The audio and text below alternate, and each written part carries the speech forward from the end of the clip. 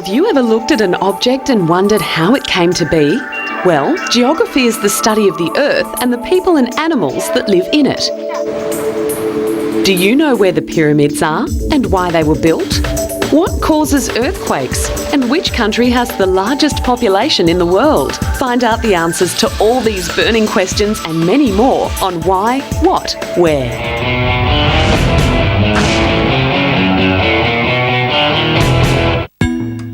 What are the pyramids? You may have heard of the pyramids, those large triangular stone tombs that have been standing for thousands of years.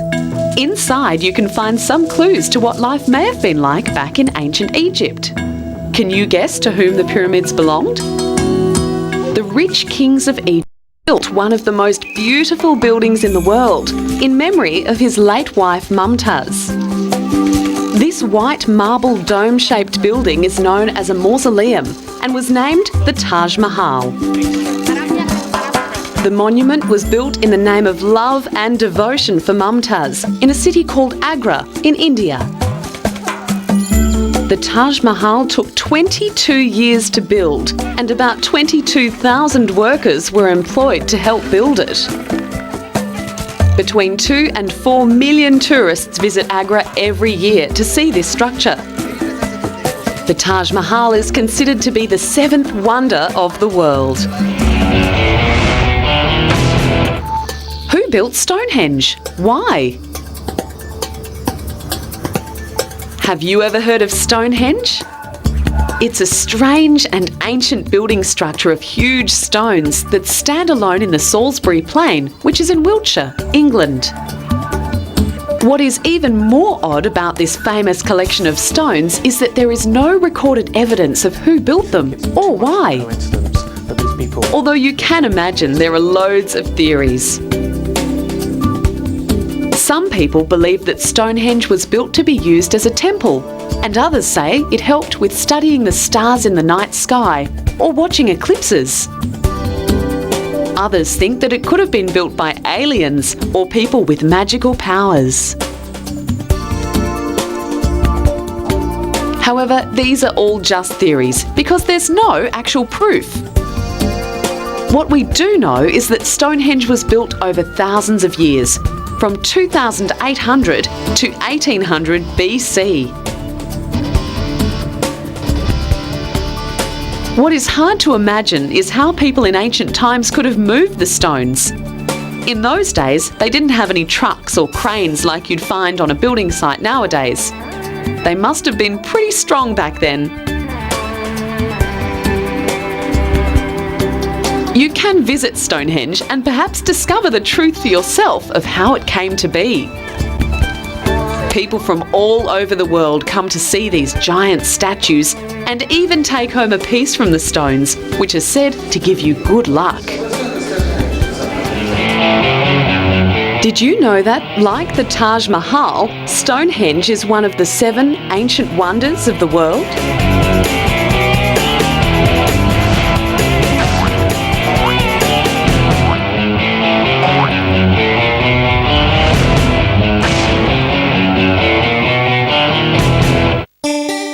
Where is the coldest place on Earth? Imagine living in a place that is almost completely covered by ice. It would have to be pretty chilly, huh?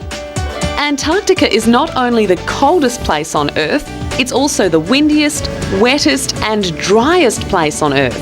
How is this possible? It's because Antarctica is very much like a large desert covered in ice rather than sand. So although 90% of Antarctica is under ice, it only receives less than 2 inches of rain a year. This is a region known as the dry valleys. These valleys have not seen rainfall for over 2 million years. The freezing cold temperatures and lack of water, plant life and animal life make Antarctica quite similar to the conditions found on the planet Mars. You may have learned at school that there are 7 continents in the world. Well, Antarctica is the 5th largest.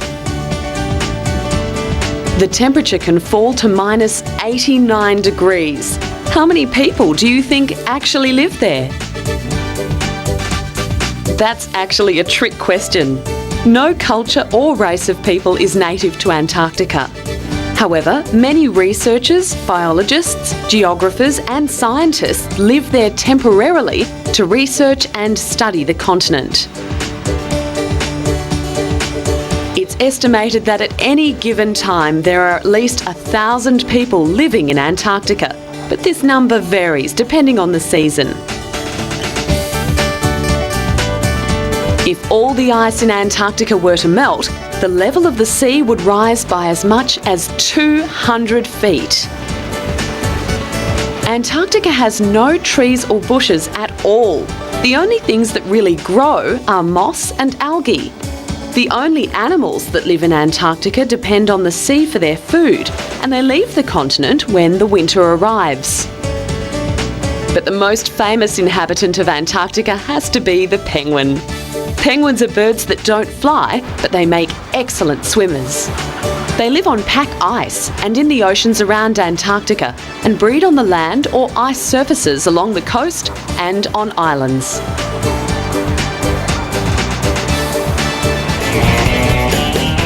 What are the 7 continents of the world? Europe, South America, North America, Asia, Africa, Australia, Antarctica. What causes earthquakes? Imagine you're standing in the middle of a room and the ground starts to shake underneath you. Well, that's what it feels like when an earthquake happens. Earthquakes actually occur along fault lines, which are in the Earth's crust. They can happen over really large areas, but pass by really quickly. In fact, they usually last under 60 seconds. What do you think actually causes earthquakes? To put it simply, the Earth we live on moves all the time, and its outer surface is made up of pieces that also move past each other slowly. Sometimes huge rocks can also develop, and when they shift, they usually move with more force than the Earth is used to, and this can cause an earthquake. Another way to think about it is to imagine holding a plastic ruler straight out in front of you. I bet you if you pushed at it from both ends, it would bend and then eventually break. Well, this is what can happen to the Earth's crust. Scientists don't know when an earthquake will hit, but they are always doing research to find out. When the ground shakes, you know that an earthquake is happening. The things on your shelves will shift and fall over, and you may hear a rumbling noise.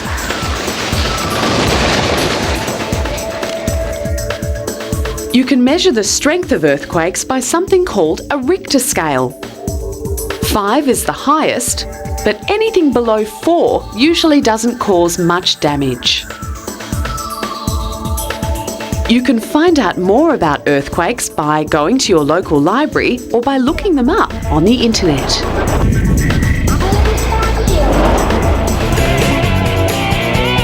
Did you know that more than 1 million earthquakes rattle the world each year? What is a diamond mine? Have you ever wondered what it would be like to crawl inside a mine? Perhaps you visited one before or know somebody who works in a mine. Mining is the process of removing minerals and metals from the earth. A hole or tunnel is dug into the ground to take out metals, coal, salt, and other minerals.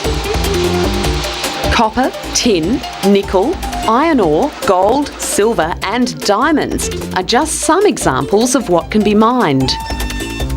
Diamonds of all colours of the rainbow can be found in certain mines, but the 3 most common colours found are white, brown, and yellow.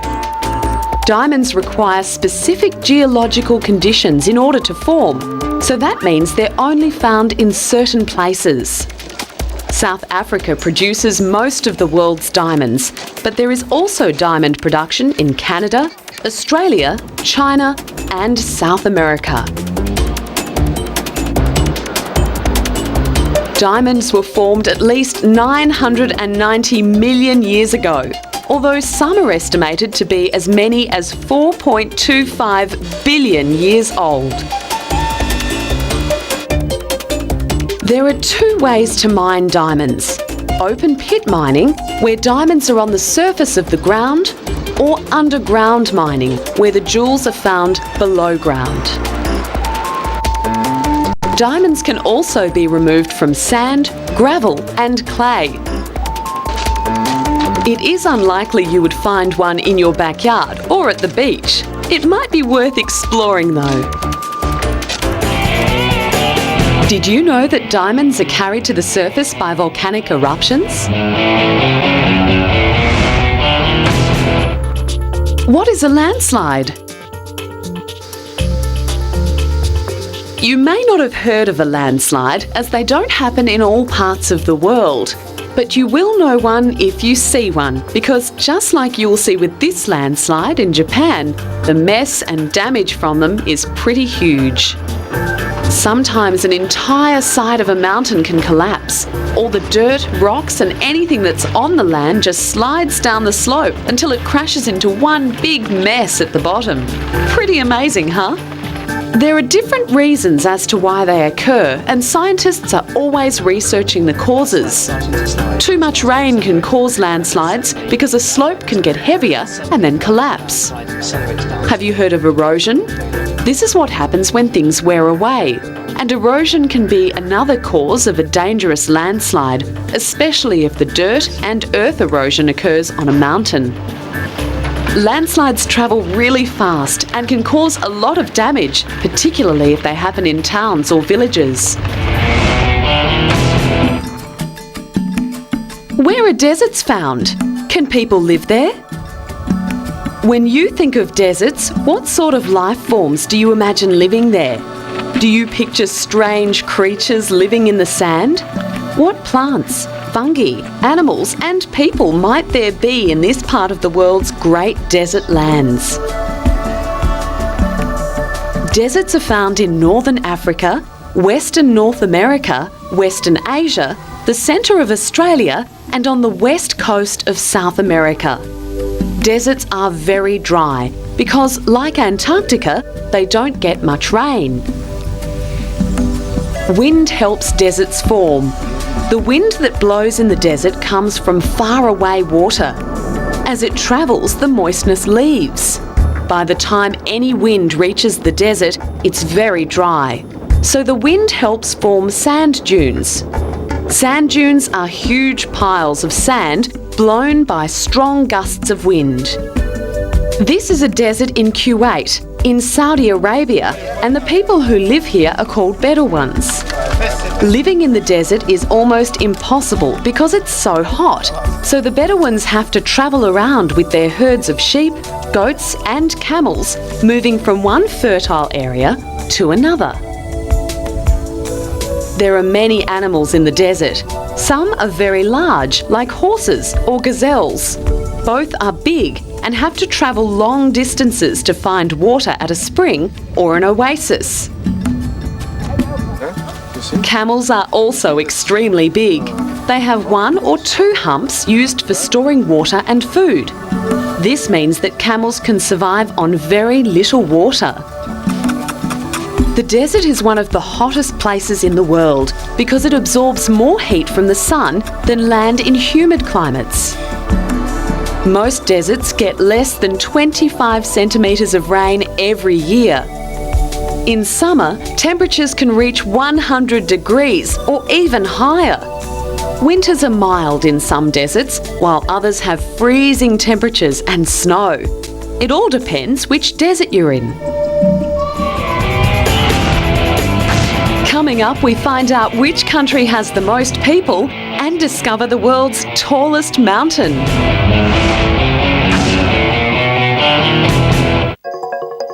Which country has the largest population in the world?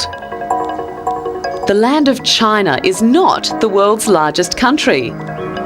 In terms of size, it's third, behind Russia and Canada. However, when it comes to the number of people living there, China wins hands down. It's home to about 1/5 of the world's population. China lies in Eastern Asia and its capital is called Beijing. As well as all the people who live there, China welcomes more than 30 million tourists every year. It's because there are so many things to do there and so many beautiful places to see. Because China is home to so many people, they've introduced a family planning law that only allows Chinese women to have one child. This was introduced in 1979 so they could slow down the growth of the population. Otherwise, the country would get too overcrowded. India, where you find the Taj Mahal, comes second in terms of population size. But by 2040, India is expected to have overtaken China to become the most populated country in the world. What is the famous long wall in China called? The Great Wall of China. What is the longest river in the world? The longest river in the world is called the Nile. It runs through Africa and is 4,135 miles long. In fact, Africa has 2 of the 10 longest rivers. The Congo, which flows through the centre of the continent, is the world's 8th longest at 2,914 miles. What's the second longest river? Why, the Amazon, of course. The River Nile runs through Egypt and makes the land rich and green across the desert. How do you think geographers measure these rivers? They work out the distance from where the river starts to where it ends. In ancient Egypt, the Egyptians used to live along the Nile and do their farming there. They would use the soil to help grow their food and to feed their animals. It was a great source of water, and they used to travel down the Nile to sell and buy things in other areas of Egypt. The River Nile was so important to the lives of the ancient Egyptians that they could not have survived without it. Have you heard of papyrus? This is another name for the reeds that grew along the Nile. The Egyptians were so clever that they used to make paper and boats from the reeds. In the 1960s, a large dam was built called the Aswan Dam, and it meant that from 1970, the yearly flooding of the Nile River could be controlled because the dam was able to hold large amounts of water. Where is the Amazon River? We now know that the River Nile is the longest river in the world. Can you remember what the second longest river in the world is? That's right, the Amazon River. It's about 4,000 miles from start to finish, and it winds its way through most of South America. It's also the widest river in the world. There are all sorts of deadly creatures that live in the Amazon River. These include piranhas, the most ferocious fish in the world, and the anaconda, the largest snake in the world. With all these deadly creatures, would you want to swim in the Amazon River? This Slovenian man did. His name is Martin Strel, and he decided to brave crocodiles, piranhas and anacondas to break a world record. Along the trip, Martin and his team had several near misses and often had to steer towards swift-flowing currents to avoid being set upon by a piranha. Martin even got swept away by a whirlpool once and separated from his team and boat another time. The team was constantly at risk from parasites that would carry diseases such as malaria and yellow fever. It would probably be a lot more fun and comfortable going along the Amazon River in a boat. What is the tallest mountain in the world? Have you heard of Mount Everest? It's the name of the tallest mountain in the world and was named after Sir George Everest, who was a British general. Mount Everest is part of the Himalayas, which includes all 5 of the world's highest mountains and is found in Asia between Nepal and China. From as early as 1921, climbers tried to reach Everest's summit, which is the top of the mountain. Edmund Hillary and Tenzing Norgay were the first two people to successfully climb Mount Everest in 1953. Since then, Everest has been climbed by over 400 people, including a blind person. Climbers start with hikes at lower altitudes, which refers to distances above sea level. They also climb up the mountain slowly. Experienced climbers know that the climb is dangerous. It takes skill, teamwork, good weather and luck to get to the top. Strong winds, sudden blizzards and avalanches happen often. The air on Mount Everest is very thin and it's 97 degrees below freezing. Talk about cold! Do you want to climb Mount Everest one day? You would need to dress very warmly. Did you know that Mount Everest is also one of the 7 natural wonders of the world?